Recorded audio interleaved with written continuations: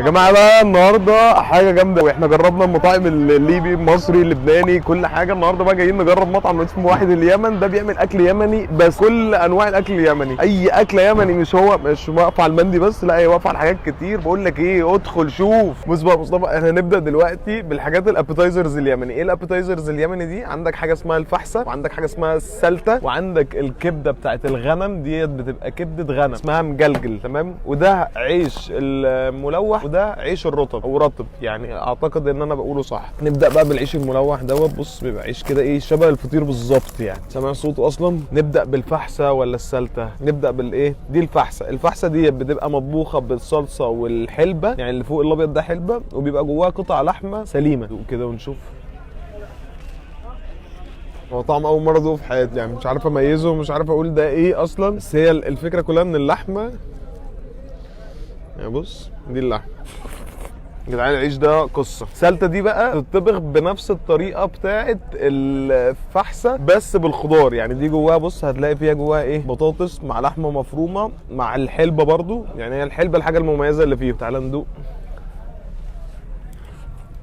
حلوه برضه. دي فحسه ودي سلته، وما اقدرش اتكلم النهارده غير عن ذوقي الشخصي. اكل اول مره ادوقه في حياتي يعتبر، بالذات يعني احنا متعودين على الاكل اليمني، مندي، حاجات بقى اللي هي التيوش والطبخ المندي وبس كده، ده اللي انا اعرفه. النهارده بقى حاجات مختلفه تماما. تعالى بقى نشوف الكبده بتاعت الغنم. ناخد بقى من عيش الرطب المره دي. اعتقد عيش الرطب ده ليه تسويه كده معينه مختلفه تماما عن اي عيش يعني. ديت الكبده متقطعه شرايح، معاها خضار، قرون فلفل حامي متقطعه في النص. ناخدها نغمسها في طحينه.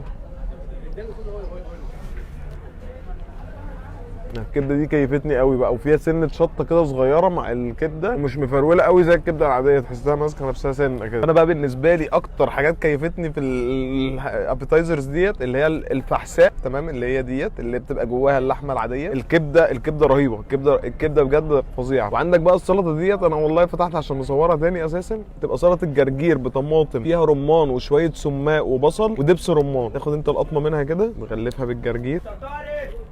جامده قوي السلطه دي. نخش على اللي بعده، يلا بقى. بص بقى يا جماعه، انا سايب لكم التقيل للاخر. احنا هننزل بس شويه طواجن كده، دي حاجه مصري. بعد كده بقى في صينيه غشيمه قوي نازله، بس هنخلص دول ونقول راينا فيهم بسرعه وننزل اللي بعده. بس الحاجات دي قلب مصري شويه مش يمني. دي الملوح يا جدعان، مصطفى داب في الملوح، فاهم؟ ده طاجن لحمه بالبصل. ما بحبش الطماطم اللي بتبقى محطوطه فوق دي، بتستفزني. ايه ده ايه ده؟ طب فين اللحمه بقى؟ ده بصل. ايه اللحمه ايه؟ اكيد في تاني يعني. لا يا عم في كتير، بس احنا طاجن لحمه بالبصل من غير لحمه. لا في تمام. تعالى بقى نشوف. بص، هي ميزه الاكل اليمني عامه ان هو بيبقى كده، بيسووا اللحمه لحد ما يطلع عينها. تعالى ندوق.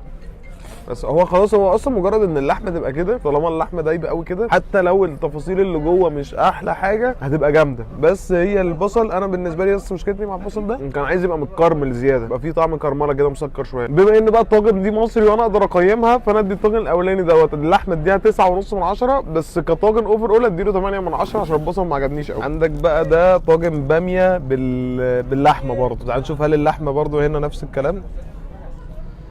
برضه نفس الكلام، بس تحس اللي في البصل انعم برضه. ناخد نص ليمونه على الباميه. ده مصري قوي، عارف، تحس انت رجعت عند وائل ربيع كده وايه، وتاكل اكله مصري تماما. 8.5 من 10. مش جايين ناكل طواجن، جايين ناكل مندي. يلا بينا بقى. مش قلت لك التقيل نازل ده؟ بص بقى، هنا انت عندك اتقل حاجه ممكن تشوفها. دي اسمها صينيه واحد اليمن ب 1790 جنيه، مكونه من ايه؟ من نص تيس فرخه، كيلو شيش طاووق، كيلو كفته كندوز، نص كيلو سجق ضاني، 2 حواوشي، 5 سمبوسك جبنه، 5 سمبوسك لحمه، 5 قطع كوبيبه، 4 قطع ممبار، بلس رز، و10 سلطه، و10 طحينه، و10 ايه الدقوس اللي احنا بنقول عليها ايه، صحاوي. فهو ما كانش عنده سجق، فنزل لنا مكان النص كيلو سجق دوت، زود ربع كفته وزود ربع شيش. انا بص، وطلبت منه حاجه مخصوص برضو اللي هي الراس بقى. انا كان نفسي اكل الراس دي. عارف الفيديوهات بتاعت التيك توك دي انا مصطفى اللي هي بيقعد ياكلها كده؟ دي انعم حته عواد ممكن تاكلها في الخروف كله. انا على فكره المفروض ما البسش جلافز ولا حاجه، يعني دي طريقه الاكل اليمني والاكل الجميل ده. يقعد يعجنوا كده في بعضه. لحمه دخلت، فاهم؟ تاكل لسان الخروف ليه؟ ماليش قوي في اللسان يعني. ده لسان الخروف. بس في حته جنب اللسان كده بيبقى طعمها حلو. طب بتاكل مخ؟ يا عم هو ده ما بينزلش غير مع التيس الكامل، بس هم ظبطونا يعني في الحوار ده. نسيبنا من راس الخروف ونخش بقى في ضلوع الخروف وكتف الخروف والكلام ده كله. ادي دي حته من الرقبه، دي جميله بقى، دي موت، دي موت. خدها يا عم عواد تمام، وتشيل شويه الممبار دول، ايه 4 قطع من الممبار دول تشيلهم على جنب، وتدخل هنا تمام، تجيب دقوستك. اسرع اكله بتتبلع في الدنيا على فكره. المطعم ده يمني قوي طبعا، احنا كلنا عارفين ان هو الريفيو بتاع الاكل اليمني دوت عاده ما بيبقاش فيه تقييم قوي، بس هو كيمني مطبوخ صح قوي بصراحه. بس بقى دي حته كده اللي هي حته من الضلوع، ناخد بقى حته ان هي ايه اللي هي مدهننه مع حته اللي هي مقرمشه من بره الصفرة دي. حاسس ان انا كفاءه اخلص نص تيس لوحدي والله العظيم. يعني انا عايز اقول المندي ده من احلى الاكلات اللي يمكن في العالم. ندوق بقى الكفته، قسم المشاوي يعني، نغمسها في سلطه الزبادي، تحس الكفته قلب على ضاني شويه مش كندوز. بس هو البرنس بتاع القعده دي نص تيس كده كده، كل دول بيخدموا عليه. هو عاده الصينيه دي بتيجي كلها على بعض كده بنفس المنظر ده بالظبط، بس احنا ما عرفناش نحط السلطات كلها فحطينا المكان دوت. احنا كده الصينيه ديت خلاص كده ناخدها للشباب عندنا في جاست سماش، ونخش بقى على شويه اطباق كده اللي هي اليمني برده، بس كل حاجه بطريقه تسويه مختلفه. يلا بينا على اللي بعده، يلا. اخر حاجه بقى خالص عندك ايه، نزلنا يعني بصراحه هو اليمنيين كرمه قوي يا مصطفى، انت شايف عملوا ايه؟ عندك يا باشا الفراخ الحرازي اللي هي بتبقى في الشوايه ديت بس بالخلطه اليمني اللي من فوق بقى ايه الفرخه الحرازي. انا بالنسبه لي الفراخ الحرازي دي برده جامده قوي، بتدوب في البق، هو اكل كله بيدوب في البق، فديت بقك بيحب الطعم ده، هو بيحس حاجه بتخش جوه تنزل مره واحده خلاص كده انت مبسوط فاهم. بص بقى مصطفى ديت ايه الفراخ المندي دي، هي برده بتتسوى بنفس طريقه المندي اللي هي بترميها على الجمر من جوه من تحت وتفضل تتسوى ويتحط تحتهم الرز، تلاقي بقى الرز بينزل عليه الدهون دي كلها. بجد مع فراخ مندي في اماكن كتير ان هي بتبقى ناشفه شويه من كتر ما استوت زياده عن اللزوم.